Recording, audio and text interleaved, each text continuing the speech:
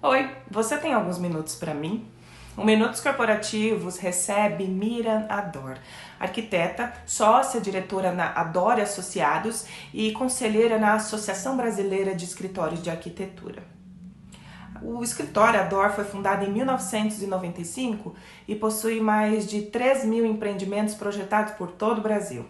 Miriam vai dividir conosco a sua visão sobre a profissão e também nos ensinar como empreender dentro do segmento de arquitetura.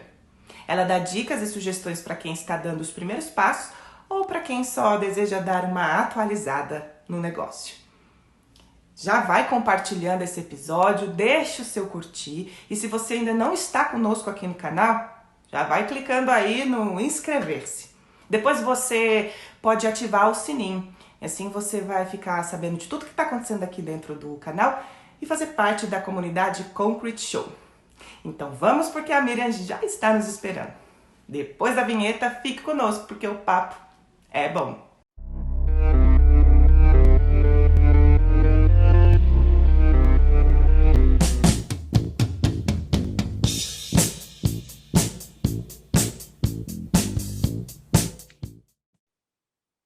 Miriam, bem-vinda ao Minutos Corporativos. Como você está? Muito obrigada pela sua participação e por tudo que você vai dividir aqui conosco. Muito obrigada, Ana, pelo convite. Participar aqui novamente no Concrete Show com vocês. Estamos aí disponível para a gente fazer esse bate-papo. Obrigada pelo convite, obrigada a todos. A gente que agradece, Miriam. A gente estava conversando antes aqui, né, para você que está nos assistindo. A Miriam, ela já participou de Concrete Show físico, né, quando tinha os eventos na edição de 2019, né, Miriam? Isso, 2019. Muito bem, então, sempre bem-vinda aqui, Miriam. Eu já estou pensando na próxima vez que você pode conversar com a gente sobre BIM, que é, assim, bem a sua especialidade também, né? Mas hoje a gente vai falar sobre empreendedorismo, o novo arquiteto, falar um pouco da sua carreira, da sua trajetória e tudo que você tem para nos acrescentar. E aí, para a gente começar, até só lembrar, a gente está também, né, viva a tecnologia, porque a Miriam está em São Paulo, eu estou no interior.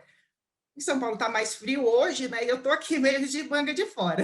Então, viva a tecnologia, né? Hoje a gente se encontra por aqui. Para começar, Miriam, eu quero muito que você nos conte sobre a sua trajetória na área de arquitetura e como é que é estar à frente de um escritório renomado que tem mais de 25 anos de história. Bom, Ana, então, sempre tem que ter um começo, né? Nosso começo foi eu e o meu sócio, que é meu marido. A gente trabalhava numa empresa de engenharia que chamava Método Engenharia. A gente se conheceu lá, acabou se casando lá. E lá a gente trabalhou, eu trabalhei 7 anos em obra, ele trabalhou mais de 10 anos na obra. E com isso a gente teve muita experiência na parte de racionalização da obra. A gente trabalhava nas obras de incorporação da Método, com novas tecnologias. Tivemos oportunidade de viajar, fizemos trabalho no Canadá, eu fiz, ele também fez, fizemos obras lá, tal, trabalhei em projetos lá.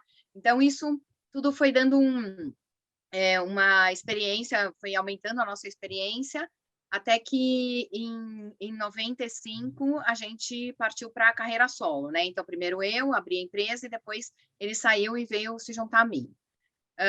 Num primeiro momento, a gente tinha um plano de negócio, né? Um modelo de negócio da empresa, de trabalhar com racionalização de projetos. Era um trabalho que a gente já fazia na Método Engenharia. Então, trabalho de vedações, que é o projeto de vedações hoje, que é um dos carros-chefes da empresa, onde a gente faz o projeto de todas as paredes, seja em drywall, seja em alvenaria, a gente racionaliza todo esse processo, a gente compatibiliza todo esse processo para entregar para o cliente.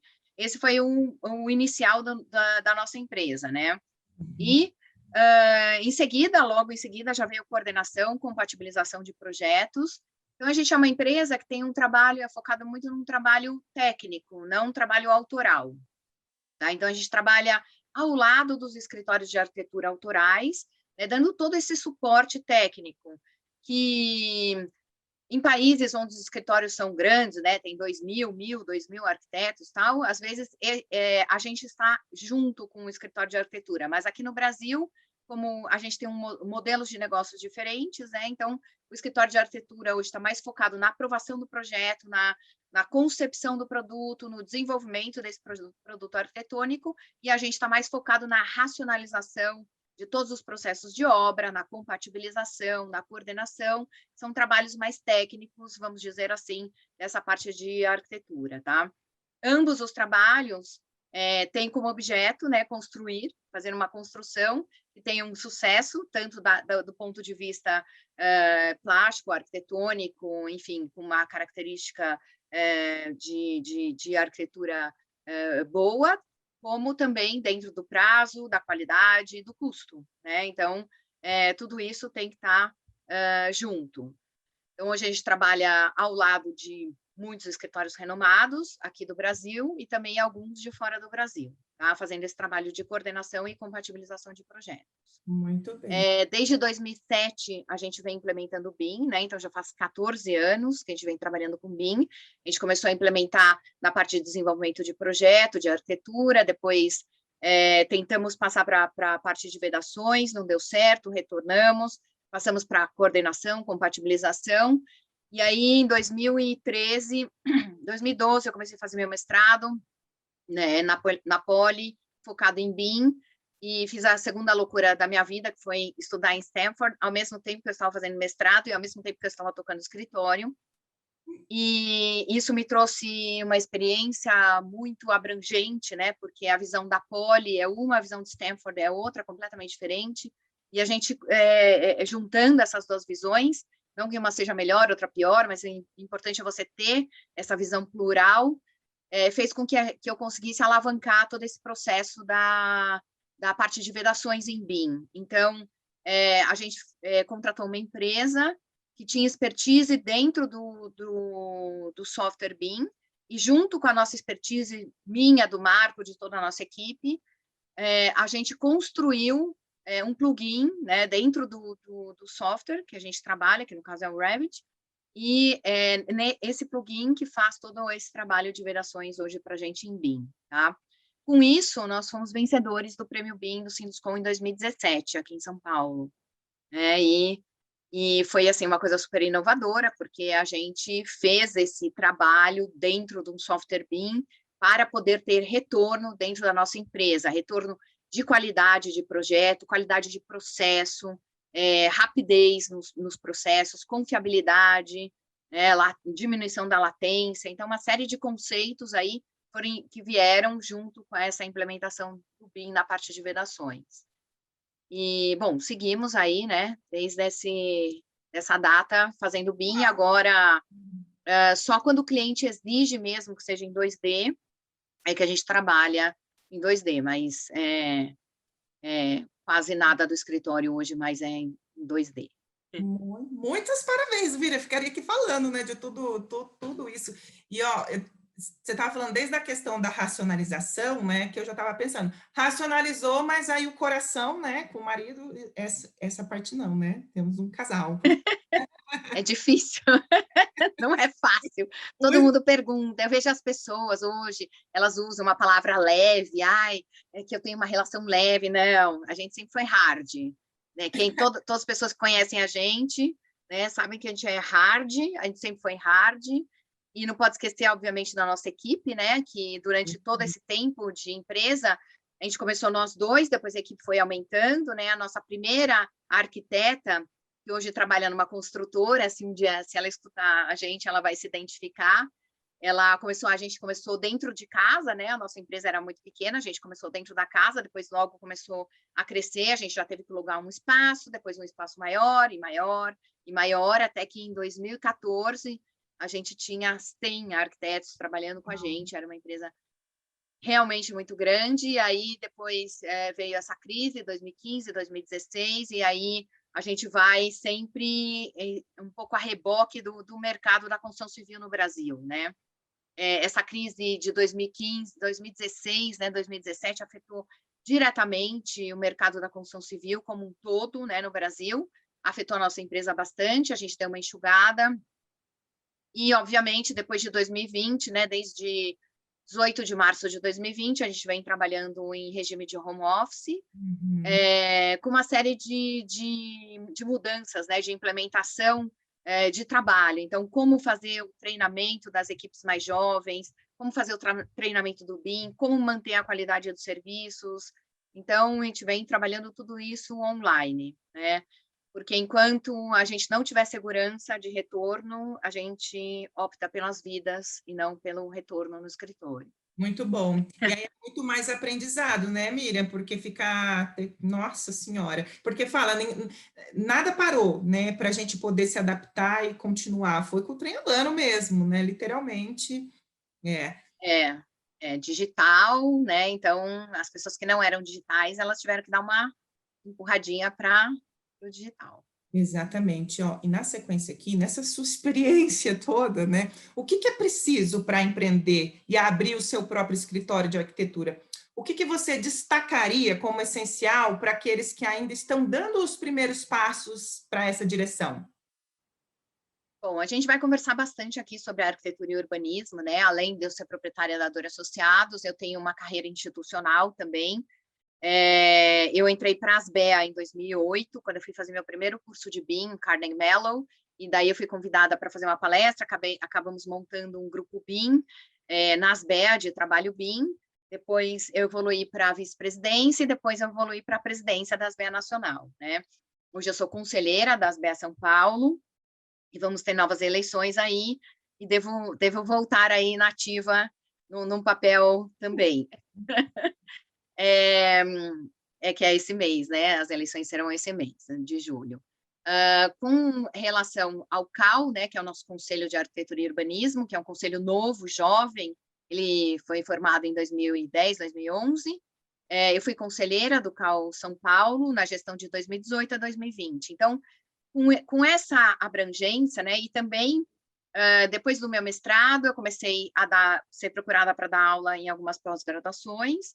Então, eu comecei em uma, depois 2, 3, 4, agora já estou em 4, né, escolas. Então, na PUC, Rio Grande do Sul, no Mackenzie, aqui em São Paulo, e no Unicecov, e em algumas universidades que eu foco mais na área de BIM. Então, com esse tripé, né, escritório, área institucional e educacional, você consegue ter uma visão mais ampla da profissão, né? A profissão de arquiteto e urbanista é uma profissão bastante ampla, porque ela te dá muitos campos de atuação, tá?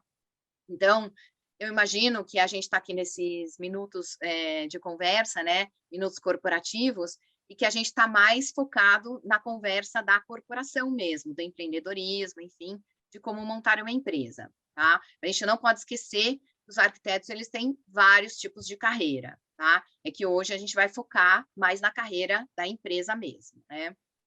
Então, primeira coisa que um arquiteto que está saindo da faculdade, porque na faculdade, apesar da gente ter muito treinamento para fazer projeto, para criar projetos de arquitetura e de urbanismo, a gente não tem nada que direcione a gente para ter uma empresa, né?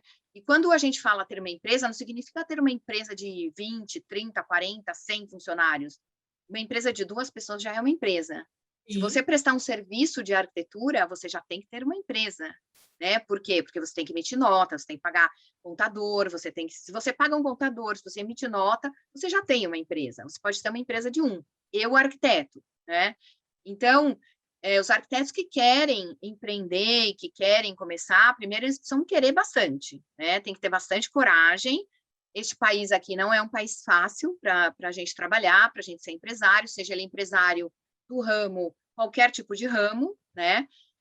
E quando a gente fala de arquitetura, a gente está falando que tem uma área criativa, né? Uma área de criação, uma área técnica de criação, e se você for ter um escritório, você também tem essa área que é de administração. Você pode ter um sócio que é um administrador, que vai te ajudar nisso, ou se você não tiver, você mesmo vai ter que administrar. Então, desde o começo, eu tive que lidar com essas questões, né? Como abrir uma empresa, como administrar um contador, como fazer uma nota fiscal, como emitir um RRT. Na época, não era RT, era... nem lembro, do CREA, que não tinha CAL, né? Hoje é RRT. Enfim, então, tudo passa por um processo de planejamento. Então, você tem que planejar o seu modelo de negócio. Então, eu vou ter uma empresa de arquitetura e urbanismo, essa empresa vai prestar serviço do quê? De concepção de arquitetura, eu vou fazer concepção e vou aprovar projeto, eu sou muito bom nisso. Não, eu vou fazer só a parte técnica, de coordenação e compatibilização. Não, eu quero fazer só urbanismo, eu quero fazer só planejamento de, por exemplo, o pessoal que trabalha no interior trabalha muito com isso, com planejamento de condomínios, eu quero fazer só esse trabalho de planejamento urbano, tal. Então, você tem que ter o seu modelo de negócio, como é que você vai trabalhar. Eu quero ter um escritório que vai crescer a cada ano, vai crescer 10%, 20%, sei lá, você vai colocar uma meta. Não, eu quero ter um escritório pequeno.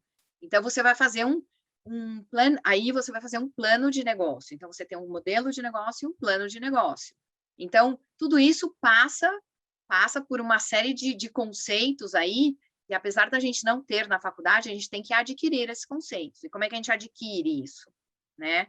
A gente pode adquirir estudando, a gente pode adquirir fazendo cursos de educação avançada, de pós-graduação, enfim, né? Eu fiz vários cursos, né, de administração de empresas, fiz 3 pós-graduações, depois eu fiz a pós-graduação focada em BIM, fiz em engenharia de produção. Então, você vai moldando da forma como te é necessário, né? O que é importante é você ter em mente que a faculdade ela vai te dar um norte, ela não vai te formar plenamente, você vai ter que sempre continuar o seu estudo, por isso que chama educação continuada, você está sempre continuando seu estudo, né? Então, dentro da atuação do arquiteto, né, você tem vários segmentos de atuação, né? Ou seja, eu já citei aqui a autoria, a coordenação, compatibilização, tem gente que trabalha com maquetes virtuais, tem gente que trabalha com comunicação visual, tem gente que trabalha com restauro, hotelaria, paisagismo, interiores, todas essas áreas saem da Faculdade de Arquitetura e Urbanismo, né? E aí você tem as atividades, né? Essas atividades podem ser concepção, execução de projeto, serviço público, ensino, tem vários tipos de ramos de atividade, então você precisa saber qual é o ramo que o seu perfil se encaixa mais, porque às vezes as pessoas não têm o perfil de ter um escritório, não querem administrar tudo isso, não querem ter todo esse tipo de dor de cabeça, porque representa realmente um esforço muito grande ter uma empresa aqui nesse país hoje, né? Hoje e sempre, acho. Anteriormente, talvez tenha sido mais fácil, mas hoje é uma coisa mais complexa. Então, desde a parte, a gente vai falar ainda aí para frente, mas de toda a infraestrutura, né, de recursos materiais, humanos, financeiros, físicos, né, para você poder trabalhar de uma forma confortável e as pessoas que trabalharem com você também estarem confortáveis e você poder ter um bom produto para entregar para o seu cliente. Então, eu daria essa recomendação para as pessoas que querem começar. Primeiro, fazer um planejamento do que vocês querem para a sua carreira, né? Então, eu planejei vou falar da minha carreira, eu planejei a minha carreira desde quando eu estava na faculdade. Eu fiz a Faculdade de Arquitetura e Urbanismo da USP.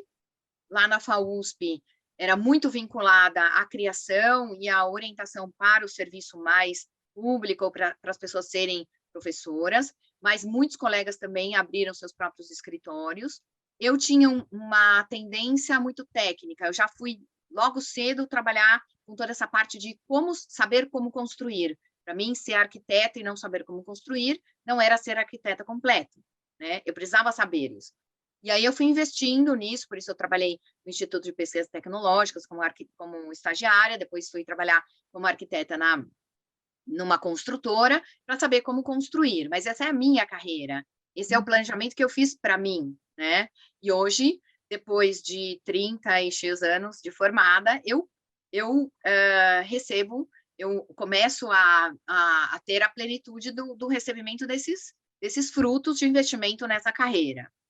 Se você começa a pular, eu vi isso, agora eu quero ver aquilo, agora eu quero ver aquilo, tudo bem, você pode ter uma visão plural do que é no começo da carreira, mas depois você vai ter que focar, né? A gente tem que focar no que a gente quer. Então, o cineasta, ele quer fazer criação, ele quer fazer direção, ele quer fazer o quê? Ele pode ter o conhecimento no começo, no primeiro momento, quando ele é jovem, quando ele está se formando, mas depois ele tem que focar a carreira dele, né? Então, isso também é muito importante. Mas para você entender o que você quer, você tem que entender bem o seu perfil, tá? Então, não adianta você querer ter um escritório se você não tem um perfil empreendedor, né? Se qualquer problema que você tenha com o cliente, você sai correndo e fala que isso daí não é com você e que você está muito estressado e que você sai abandonando o projeto pelo caminho, né? Isso não pode.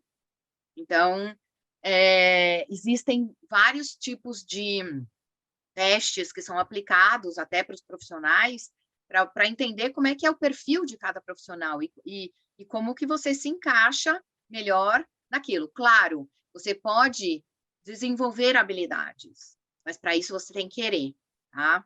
Eu quis desenvolver as minhas habilidades, eu já tinha um perfil técnico e eu quis desenvolver minhas habilidades para ser empreendedora. Para isso eu fui fazer um curso de administração na Getúlio Vargas, para isso eu fui fazer um curso de extensão universitária na Escola Politécnica, na área de engenharia de produção. Então, fui buscar para aumentar minhas habilidades e a minha vantagem competitiva enquanto profissional. Então, são essas, eu acho que as principais orientações aí que a gente pode passar para os profissionais jovens, né? Assim, eu tô aqui, que maravilhoso quem está aqui nos assistindo, toda essa lição de vida, né? Porque, e todas essas instruções também para quem está começando. Maravilhoso, Miriam, muito obrigada por tudo isso, né? E eu acredito que quem está nos assistindo também. Eu acho que até quem também já está ali no meio do trajeto, né? E ter esse entendimento mesmo, né? De se conhecer, de focar. E achei muito bacana essa realidade de ter a plenitude agora, depois de tanto tempo, sabendo se conhecendo, sabendo o que deseja e investindo nisso tudo, né? Então, muito obrigada por todas essas informações e quem está recebendo, ó, faça muito bom uso de tudo isso, muito bom. Mas eu me preocupo com os jovens de hoje, né? Eu me preocupo, porque eu me preocupo com a formação que eles estão recebendo, não só a informação, mas a formação e também a facilidade com que eles desistem das coisas. Então, É. a nossa profissão de arquiteta é uma profissão que é demandante, tá? Ela não é demandante aqui no Brasil, ela é demandante no mundo. Se você quer ser arquiteto urbanista, você pensa que é glamour, que ó, tal, e vê um monte de gente em loja, e fazendo Instagram, etc. O dia a dia da profissão é um dia a dia que é muito demandante, ele é muito exigente, né? Então, eu me preocupo bastante. A gente tem muitos jovens trabalhando, já trabalharam muitos com a gente observa vendo, né, no conselho, enfim, com os colegas, tal. Qualquer diversidade já desiste, né? Então, essa perseverança é importante também para você ter uma longevidade, né? Exatamente, Miriam. Isso é da geração, né? Que, É. que deseja os benefícios, enfim, toda essa plenitude muito rapidamente, né? Então, em processos curtos, né? Então, é muito bom ter esse entendimento mesmo. E tem um ditadinho que está no Instagram que é assim: quem vê cara não vê corre, né? Então, quem vê o pessoal na loja, quem vê todo o glamour não sabe que tem muito trabalho por trás disso, né? Exatamente. Não, e o tempo que está na loja não tá produzindo, né? Toda vez que eu vejo alguém assim, Instagram na loja, não sei o que, eu falo, ai meu Deus, faz parte, mas para o profissional também penoso, porque não está produzindo, né? Ele está lá fazendo um outro papel, mas também não está produzindo, né? Tem que ter um equilíbrio. E esse não é o nosso papel do nosso escritório, a gente não faz esse trabalho, né? Ótimo. E aí, ó, ainda nesse tópico, falando sobre os arquitetos que sonham empreender, o modelo de negócios lucrativo e respeitado está sempre na constante busca por inovações que possam ser incorporadas a projetos e ideias, é o que você estava falando até agora, né? E aí, você falou já um pouco sobre isso, sobre você, sobre o seu escritório, assim, o que você faz para manter o escritório Adore e toda a sua equipe sempre atualizada em novas tendências e tecnologias? Bom, o nosso escritório, ele começou, na verdade, né, começou comigo e com o Marco até um pouquinho antes de 95, 93, quando a gente pegava uns bicos por aqui, por ali e tal. mas a gente sempre já pensou no modelo digital, né? A gente nunca pensou trabalhar baseado em papel. Como a gente fazia projeto de vedações que demandava locação de furação de hidráulica, de elétrica, de locação de alvenaria, locação de guias de drywall, a gente precisava de uma precisão muito forte, precisava também de um ritmo acelerado nesse trabalho. Então, ele desde o início ele já começou. Então, em 1993, por exemplo, eu trabalhei na Método 89, 90, a gente estava implementando o CAD lá, né? Então, muitos serviços e muitos projetistas que forneciam projeto tal ainda estavam trabalhando baseado em papel, ou seja, estavam em 2D, né? Baseado em papel tal. Com o advento do CAD, apesar do CAD ser uma prancheta eletrônica, ser baseado em geometria, a gente já tinha um serviço um pouco mais digital, vamos dizer assim, tá? Então, esse é um modelo que a gente pensou logo desde o início, tá? E aí a evolução para o BIM em 2007 foi uma evolução que foi sendo construída e foi sendo meio até... bom, eu sou uma pessoa super digital, sou uma pessoa que gosta de tecnologia e gosto de inovação, tá? Então, primeiro, né, o profissional, o líder do escritório tem que ter essa vontade de implementar toda essa parte do digital. Então, essa atualização em relação à tecnologia, em relação à inovação, é uma coisa que vem top-down, né? Vem da alta gerência para as equipes. Então, você pode ter uma alta gerência que é super analógica e tem um cara lá na equipe que é super digital e que ele quer implementar o BIM, que ele quer implementar arquitetura digital tal, só que ele vem em traves, né? Porque ele não consegue, porque daí a alta gerência fala, não, mas veja bem, eu sempre fiz assim, tal. Então, isso é um entrave para ele. Então, sendo top-down, sendo da alta gerência para a base, isso facilita muito, tá? Como manter essa equipe sempre atualizada. Então, a partir do momento que nós temos processos digitais, né? Então, já faz mais de 10 anos, desde que apareceu nuvem, então a gente tem todos os nossos checklists em nuvem. Então, a gente vem construindo esses checklists, né? Que são checklists de trabalho, todos estão registrados, né? Com direitos autorais no CAL, tá? Isso a gente faz questão, né, de frisar, inclusive os arquitetos que estão nos ouvindo, eles devem sim fazer seus registros de direito autoral, né? Não é só direito autoral do seu projeto, mas qualquer documento do seu escritório pode ser registrado, isso é muito importante, tá? Então, os nossos checklists foram sendo construídos desde o início da empresa, e a partir do momento que a gente viu que a gente tinha essa disponibilidade de colocar na nuvem, a gente fez isso. Então, teve uma época que a gente tinha outros escritórios em outras cidades, hoje a gente tem a sede em São Paulo, um outro escritório em São José dos Campos, a gente trabalha tudo em nuvem e está tudo sincronizado, então trabalho colaborativo, trabalho entre equipe de colaboração, então tem que estar digital, né, tem que estar na nuvem, tem que ser colaborativo, isso facilita muito o nosso trabalho. Além disso, você tem que ter tal do planejamento, né? Como eu falei para vocês, para implementar a tecnologia, você tem que ter um planejamento financeiro. Isso faz parte do business plan, do plano de negócio da empresa. Você não implementa a tecnologia da noite para o dia, né? Então, você não trabalha com computadores i9, como a gente trabalha, com rede de alta performance, se você não tem um planejamento financeiro para fazer isso. Mas eu sou um escritório muito pequeno, só tem uma ou duas pessoas, não importa. Escritório pequeno, médio, grande, tal, tem que ter planejamento. Eu tenho um planejamento de gastar, sei lá, 5 mil reais, ou 7 mil, ou 10 mil, não sei, não importa. 12 mil reais, R$ 1.000 por mês para implementar uma tecnologia. O que eu posso fazer com esse valor? O que eu preciso fazer para que eu quero fazer, quanto custa e em quanto tempo eu vou conseguir fazer. Então, esse é o seu planejamento financeiro, para você poder implementar essa tecnologia. Então, isso também tem que cuidar, né?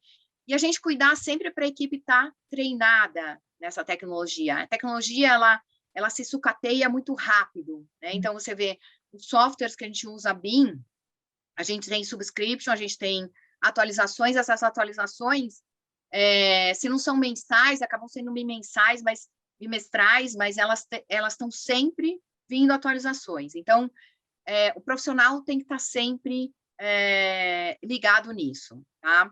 Já há um tempo, desde que a gente implementou o BIM, desde 1997, quando a gente implementou o sistema da qualidade, a gente vem fazendo treinamento da equipe e retreinando, porque a equipe, às vezes, tem turnover, né? Então, você tem substituição de pessoas, e aí você tem que retreinar essas pessoas. Com o sistema da qualidade estruturado, com checklists, a informação não fica na pessoa, ela fica na empresa. Então, essa é uma grande insistência também que a gente tem que ter, né? A informação sempre está dentro da empresa e não dentro das pessoas. A pessoa não tem obrigação de ficar na empresa, mas a informação, sim, tem obrigação de ficar na empresa. Muito então, como gerenciar essa informação, como guardar essa informação, como cuidar dessa informação, né? Hoje, por exemplo, a gente tem um profissional que trabalha com a gente, que é o nosso BIM Manager, ele tem um papel só de dar suporte em toda a parte de BIM nossa, né? Segundo, principalmente as minhas orientações, mas nos trabalhos técnicos, mas também dar suporte para a equipe no treinamento. Então, durante a fase de pandemia, a gente aproveitou, né, que todo mundo estava digital, e implementamos um treinamento de BIM que estava faltando. Sempre a gente precisa reciclar a equipe, nós implementamos isso. Então, todas as quartas e sextas-feiras, eles têm treinamento, tanto de coordenação, quanto de compatibilização em BIM, quanto de projeto de vedações, tá?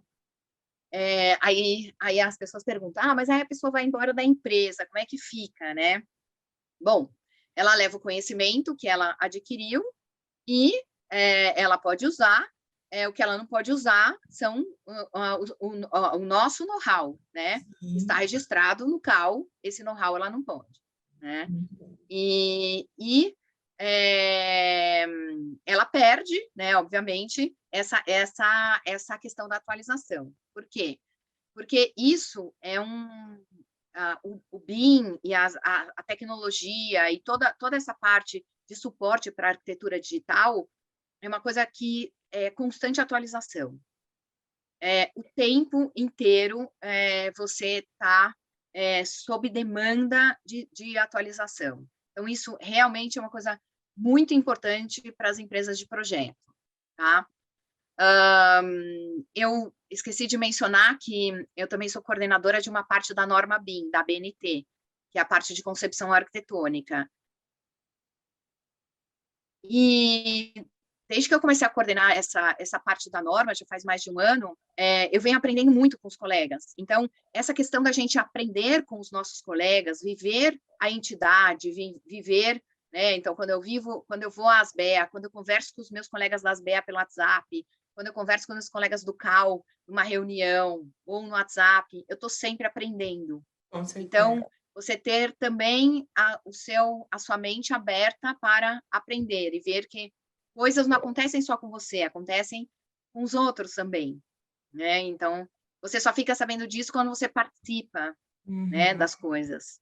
Sim. Ô, Miriam, o que você não... Então, essa questão da atualização da tecnologia passa por esse processo, né? Então, planejamento, sempre manter a equipe o mais atualizada possível e sempre fazer planejamento de treinamento da equipe. Muito bem, eu te cortei, desculpa, porque eu perguntei assim, o que você não faz? Porque você faz parte de tudo que se possa imaginar. Não. Eu não durmo. Não, mas tá com a pele ótima, viu? Maravilhosa. Tá incrível. Muito bom, parabéns. E agora, num contexto mais amplo, como que você avalia o cenário atual da arquitetura no Brasil? Quais as transformações que já estão acontecendo e o que podemos esperar para o futuro próximo? Então, Ana, aí eu vou falar mais ou menos com o chapéu do CAL, né, onde eu aprendi muita coisa também, tá? Enquanto presidente da ASBEA, eu participava de um conselho, que é o Conselho de Entidades de Arquitetura e Urbanismo, lá no CAL-BR, em Brasília, e enquanto conselheira do CAL São Paulo, participei durante 3 anos aqui do conselho aqui em São Paulo. Hoje, no Brasil, nós somos 165 mil arquitetos. No estado de São Paulo, 77 mil arquitetos, tá? E cada vez mais a gente observa maior número de faculdades de arquitetura e isso é uma preocupação, tá? Preocupação por quê? Porque não é importante a quantidade do número de faculdades, e sim a qualidade da formação, tá? Nós, enquanto escritório de arquitetura, a gente recebe esses profissionais e a gente tem um trabalho, além de todos os ônus que a gente tem de impostos, software, hardware, etc., a gente tem o ônus de treinar pessoas. Essas pessoas passam por treinamentos para se adequar às empresas de arquitetura. Então, a empresa de criação tem seus procedimentos, a minha empresa tem os procedimentos, e assim por diante, né? Então, a gente tem um processo e a gente vê, a gente recebe esses profissionais, eles muitas vezes não sabem as coisas básicas de uma obra. A obra é feita da fundação para cima. Então, você começa a fazer perguntas, né, durante o processo de compatibilização de um projeto, não sabe alguns itens de fundação, não sabe itens de contenção, não sabem coisas sobre alvenaria, enfim. É um trabalho de longo prazo, de treinamento, realmente, investimento em treinamento, né? E o que a gente fica mais chateada é quando você investe nesse treinamento e aí existe o turnover, a pessoa sai da empresa e vai para outra empresa, né? Então, por isso, a gente tem que se focar muito nas relações de trabalho hoje, né? Então, existem vários debates, eu não quero entrar nesse debate aqui, porque é um debate super polêmico, tá? Mas, enfim, existe a nova lei de terceirização aí dos trabalhos, então eu acho que, assim, todos que estão dentro da cadeia de arquitetura e urbanismo, né, dessa rede, tem que pensar nisso, tem que pensar tanto na formação dos arquitetos, nessa qualificação desses cursos, né? Então, isso é extremamente importante, ter um sistema de qualificar esses cursos para que saiam profissionais que tenham condições de exercer a sua profissão de maneira adequada, né? Então, isso é uma preocupação, tá? Do retrato do que está acontecendo hoje. Transformações, né, do que a gente pode esperar para o futuro próximo. Então, se você olhar para trás, a gente tinha escritórios, esses escritórios eram feitos de papel, prancheta, depois veio o advento do CAD, depois do CAD veio a internet. Em 2007, né, a gente teve o primeiro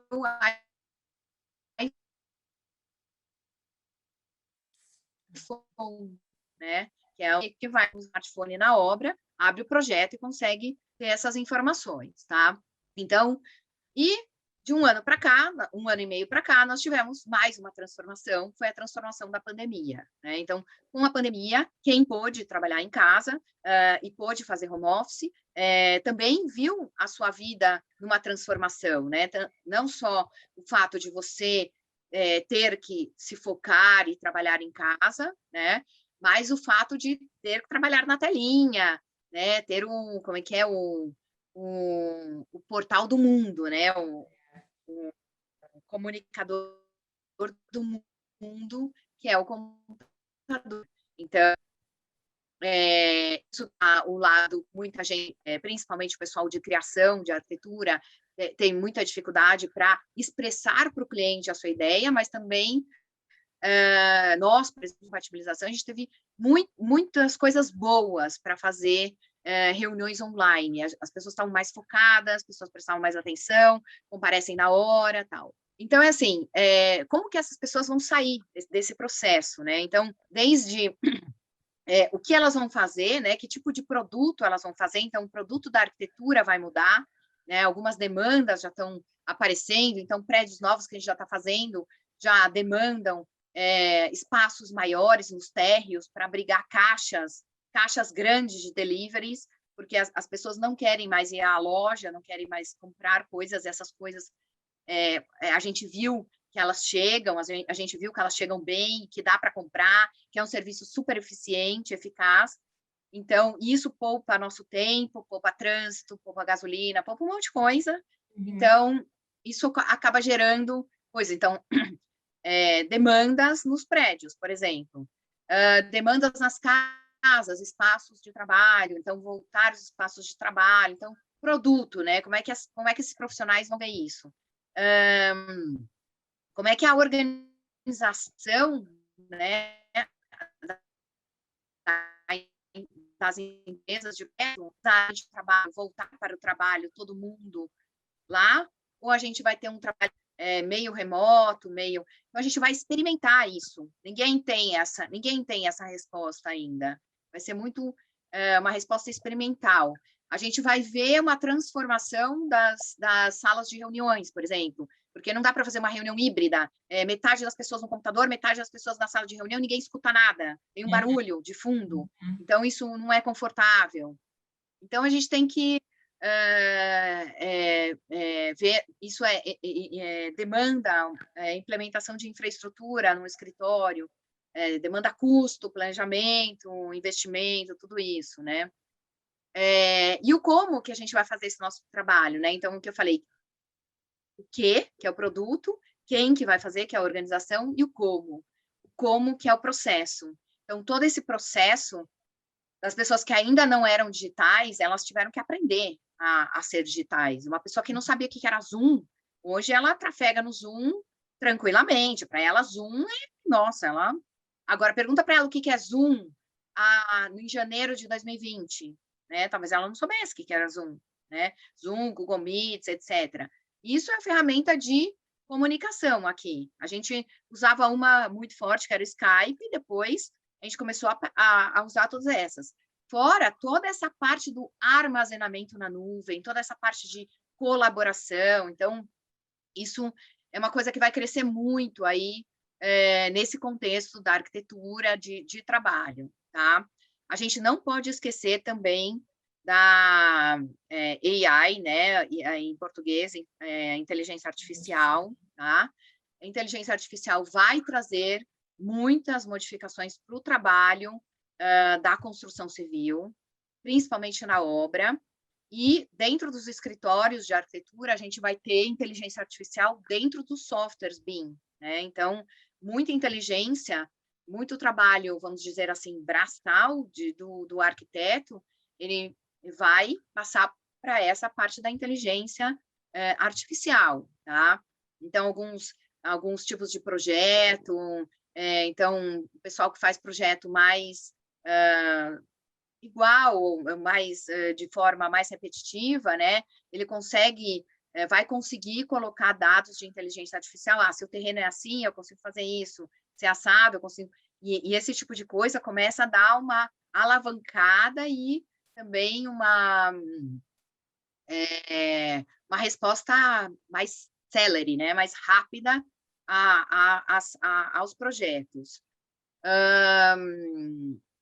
Então, eu acho que essas transformações, elas passam obrigatoriamente pelo digital, tá? A partir de agora, quem não era digital, quem não pensa em ser digital, pode pensar em mudar de profissão ou não Fica a sei. dica, né? Não tem mais jeito, Não né? tem. Então, não é uma tendência, é uma Isso. realidade. Não vai voltar, né? É uma mão de via única, só vai, né? Não volta mais. Exatamente. Exatamente. E aí, Miriam, aproveitando assim, quem é o arquiteto do futuro para você? Quais habilidades e conhecimentos que são essenciais na capacitação desses profissionais nos próximos anos? Você já está falando aí, e aí se você já quiser complementar, quem são? Então, bom, primeiro, né, serem seres digitais, né? Não vai Ótimo. dar para fazer arquitetura sem ser digital, né?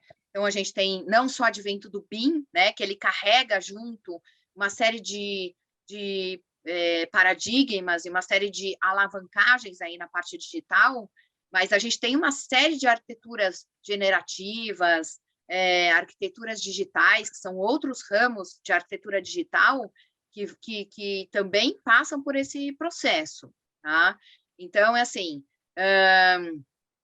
claro que os caras fazem concepção, não consigo conceber no computador, tá, tudo bem, continua concebendo no seu lápis, na sua canetinha, todo mundo é arquiteto, gosta disso, tal, mas o trabalho profissional, a entrega, o delivery do projeto, ele vai passar para ser digital, tá?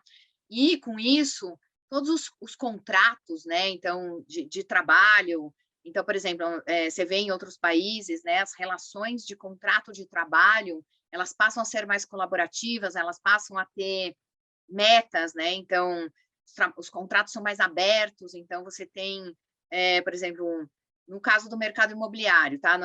A gente não existe só mercado imobiliário, mas eu vou dar um exemplo aqui, tá? Então, você tem um modelo de contrato onde você pode ter, que chama Integrated Project Delivery, né? Você tem uma integração de profissionais, de ramos. Então, você tem o construtor, o dono do negócio, que pode ser uma incorporadora, pode ser um dono, e você tem toda a equipe de projetistas. Você combina uma meta, esse projeto vai custar, sei lá, 100 milhões, né? E se a gente fizer por 90 milhões, né? Como é que esse saldo é distribuído entre essas pessoas? Então, existem metas, e tudo isso é baseado em modelo digital, tá?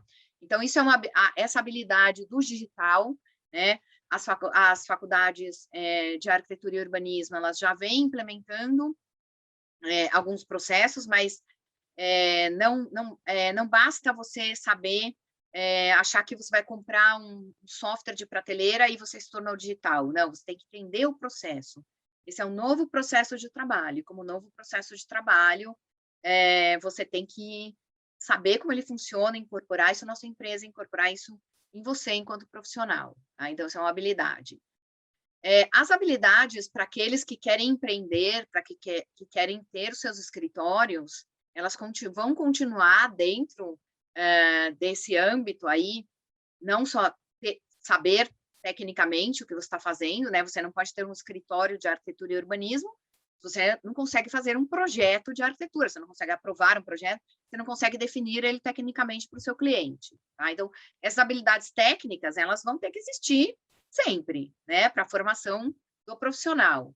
Aí você tem as habilidades de administração da empresa, então, habilidades de estratégia de mercado, saber trabalhar toda essa parte de marketing, né? Então, hoje, você vê algumas pessoas se dando bem, outras nem tanto, na internet, como você vai se posicionar nessas redes sociais, nessas mídias sociais, no site, né? Como é que você faz para atualizar seu site, para fazer todo esse acompanhamento. Então, são habilidades que você tem que ter, ou você tem que contratar pessoas que tenham para poder te ajudar, tá? Além disso, você tem a parte de administração das pessoas, né? Então, são as habilidades com os recursos humanos da empresa. Então, o trabalho do arquiteto é um trabalho de liderança, né? Então, tem muitos arquitetos que já têm isso como skill, como habilidade pessoal. Tem outros que fazem cursos e trabalham, né, essa questão da liderança. E tem outros que preferem ser liderados, né? Então, não é que é bom nem ruim. Tudo mas bem, né, Miriam? E tudo bem, né? Tudo bem. Mas se você quiser liderar, você vai ter que ter essa habilidade, tá? Então, tudo que diz respeito a pessoas, né? Desde as relações de trabalho, como pagar, como ver os encargos, impostos, como contratar, tudo isso faz parte dessa habilidade, né? Habilidade financeira também, né? O projeto, você está vendendo uma ideia, você está vendendo um projeto e você vai receber por isso, né? Então, você tem que controlar o seu recebimento, com os seus gastos do escritório, quando entra, como você controla. Então, tem toda uma dinâmica aí da parte financeira, né? Habilidades de qualidade, né? Isso, eu acho que essas habilidades que eu estou falando, elas não são só do futuro, elas vieram lá do passado.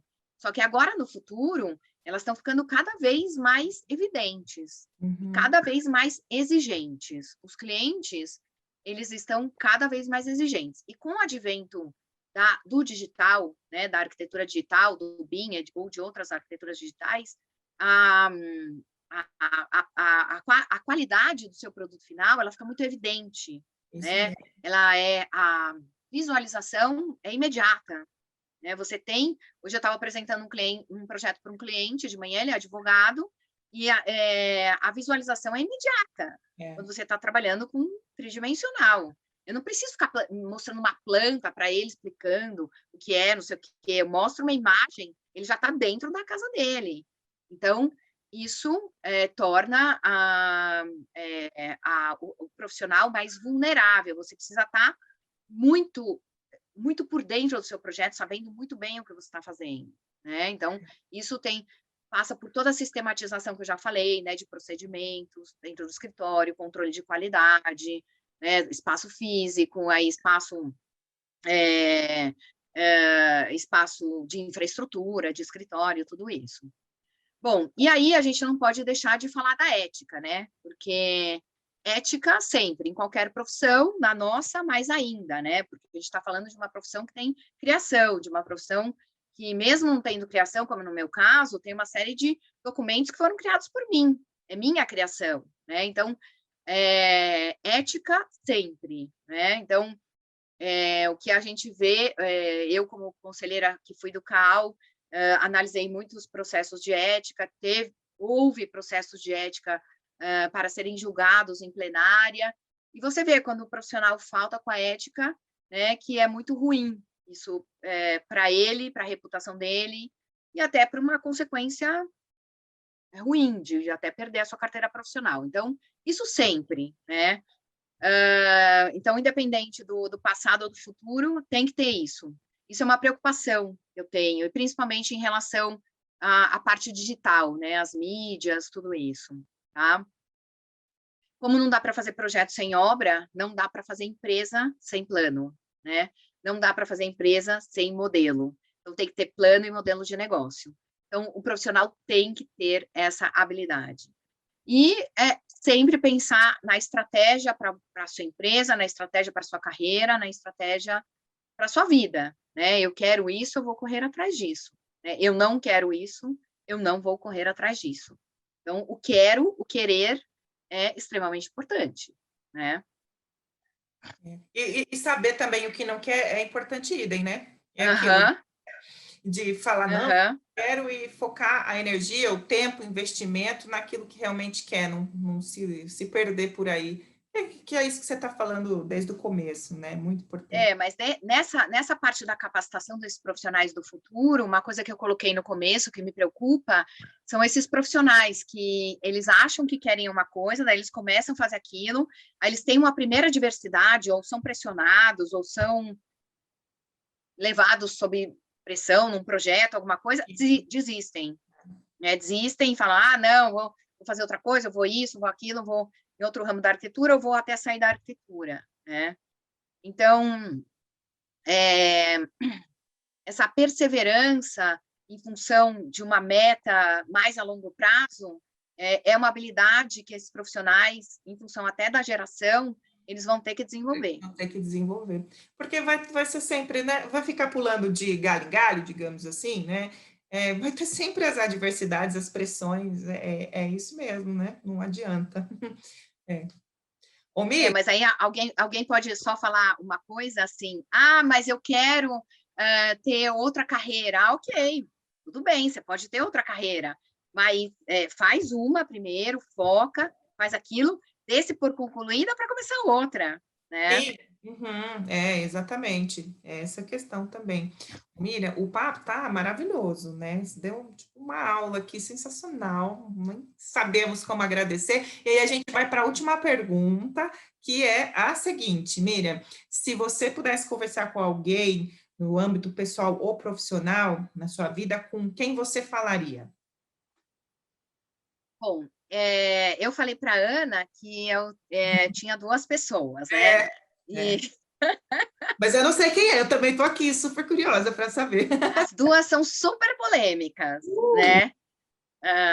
Então, eu vou falar as duas, eu vou falar a primeira, que é mais da minha área, e a Tá bem. segunda, que é menos. Tá. A primeira é o Frank Gehry, tá? Que é um arquiteto, na verdade, canadense, ele é naturalizado americano, ele trabalhou... por que ele? Porque ele é um cara visionário para a geração dele, para a idade dele, ele sempre quis fazer formas, né? Desde quando ele se formou, ele já fazia casas de formatos estranhos no sul da Califórnia, tal. E aí ele sempre foi desafiando esse tipo de forma, só que ele não tinha instrumentação para fazer aquilo, porque as formas eram muito complexas e ele precisava construir aquilo na obra. Então, como construir? Como? Então, isso tem a ver com a minha carreira, né, de como construir. E ele pensou, bom, eu preciso construir isso num modelo. Esse modelo pode passar por uma maquete, tudo bem, eu posso construir uma maquete, mas eu preciso mais, eu quero mais do que a maquete, eu quero informar ao pessoal da produção, da obra, da fábrica, como é que eu vou fazer aquilo. Então, ele criou um sistema tecnológico próprio, que chama Gary Technologies, onde ele começou a instaurar toda a parte do BIM para uso próprio dele. E depois ele começou a vender e hoje já foi até absorvido por grandes empresas aí do setor, tá? Então, é assim, um cara que, a despeito de todas as críticas, né, que ele faz só obras de grande magnitude, obra para classe rica, etc., etc., né, eu não estou nem considerando essa parte social, tá? Tá. Estou considerando mais a parte de criação e técnica e como ele chegou para construir isso, tá? Não é fácil fazer isso que ele fez, né? Não é fácil construir tudo que ele fez. E então eu acho que ele tem o mérito dele nessa parte. Prefiro deixar essa outra parte, que pelo que ele é questionado, criticado, tal, de lado, né? Porque, né, críticas sempre vão ter para todo tipo de Quem gente. faz está sempre sujeito a isso, né? Sempre está. Exatamente. Ô, Miriam, e aí você ia perguntar, o que você perguntaria assim para ele? Eu sei que muita coisa, né? Mas o que O que eu especificamente? perguntaria para ele, então, primeiro, como que veio na cabeça dele a ideia de fazer essa Gary Technologies? Como é que ele pensou isso? Como é que isso foi nascendo e crescendo dentro da empresa dele? Então, pelo que eu observo de fora, eu vi que ele, desde o começo, ele tem essas formas e ele queria fazer, mas como é que isso ganhou forma? Então, se ele contratou gente, se ele foi estudar, se ele, né, por exemplo, a Zaha Hadid, ela era matemática, então ela se utilizou dos conhecimentos de matemática dela para fazer a arquitetura digital, né, e fazia muito bem. Então, com as formas complexas, tal. Ele já tem um outro processo de trabalho. Então, como é que foi essa implementação desse processo de trabalho? Muito bem, muito bom. E a outra pessoa, quem é? Outra pessoa bem polêmica, né? Eu já li a biografia dele, é o Steve Jobs. Hum, Como eu falei para você, eu tive a oportunidade de estudar em Stanford. é, É um lugar maravilhoso, uma universidade maravilhosa, com uma abertura de ideias assim, fantástica. Ele teve a oportunidade de estudar lá, os pais dele eram adotivos, no entanto, ele não completou a faculdade, né? Ele era um cara autodidata e que ele tinha uma característica parecida com do Frank Gehry, que era dessa parte de desafiador. São pessoas que estão sempre se autodesafiando. Elas querem sempre mais, sempre saber mais, sempre o melhor, né? E foi engraçado, naquele último discurso que ele fez lá em Stanford, para os alunos que estavam se formando, ele fala que, mesmo ele tendo largado a faculdade, ele foi estudar na faculdade de letras, ele queria estudar tipografia, né? E quando ele fez o primeiro Mac, ele aplicou tudo que ele tinha aprendido. E se ele não tivesse desistido da faculdade que ele estava fazendo, que eu não lembro qual era, se era direito, sei lá, ele não teria tido essa oportunidade, e que depois ele aplicou no sistema dele, né? Então, assim, um cara que nunca desistiu, né, de todas as diversidades que ele passou na vida, mesmo depois com a doença, tá? Um cara que nunca desistiu, né? Então, pessoas que não desistem das coisas são pessoas que são importantes, assim, para mim. Eu não desisto das coisas, eu não desisto. Pode ser esse fim de semana provou que eu não desisto, né? Eu tive uma situação aí com um cliente muito forte, eu estava de férias e eu tive que terminar um relatório no sábado à noite, E aí o meu sócio, que é meu marido, falou, não, marca para outra semana. Não, eu não vou desistir, não desistir, eu não vou desistir. Então, pessoas que não desistem das coisas e que enfrentam e que movem as coisas para frente, né, e que fazem as coisas acontecerem, para mim são inspiradoras, né? Muito bom, porque você é uma delas, né? Eu ia falar, nem talvez, você é, né? Tudo que por isso mesmo que você está aqui, assim, contando tudo isso para a gente, e quem, né, tá aqui com a gente vendo tudo, toda essa sua trajetória, porque, assim, todo mundo tem a sua trajetória, né? E você fez muitíssimo bem feito, né?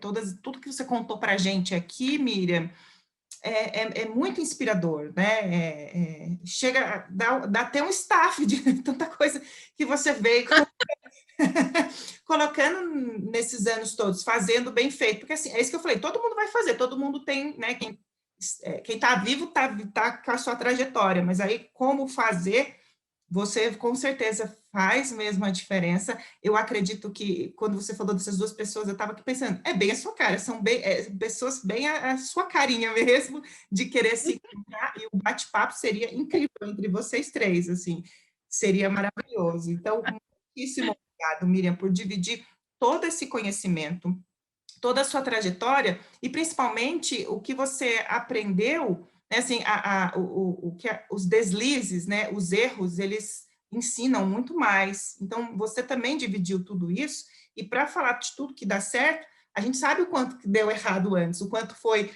cansativo, o quanto foi, né, assim, de insistir mesmo, de batalhar. Então, muito obrigada. Obrigada por todo esse ensinamento, esse conhecimento dividido. Obrigada por dividir isso tão pessoal, né? Essas duas pessoas maravilhosas, e eu sei que você, ali à frente do seu escritório há tanto tempo, a gente estava rindo do negócio do site antes, é porque o site já está com 1000 projetos para serem atualizados dentro da carreira da Adora, então, muito obrigada, parabéns, e a gente quer você aqui sempre, continue aí trilhando e inspirando tantos profissionais, esses que estão começando, e principalmente as mulheres também. Muito obrigada, Miriam. Obrigada, Ana. Obrigada vocês pelo convite para participar aqui dos Minutos Corporativos. Podem contar comigo. Hoje a gente tem uma representação aí bastante grande das mulheres, né?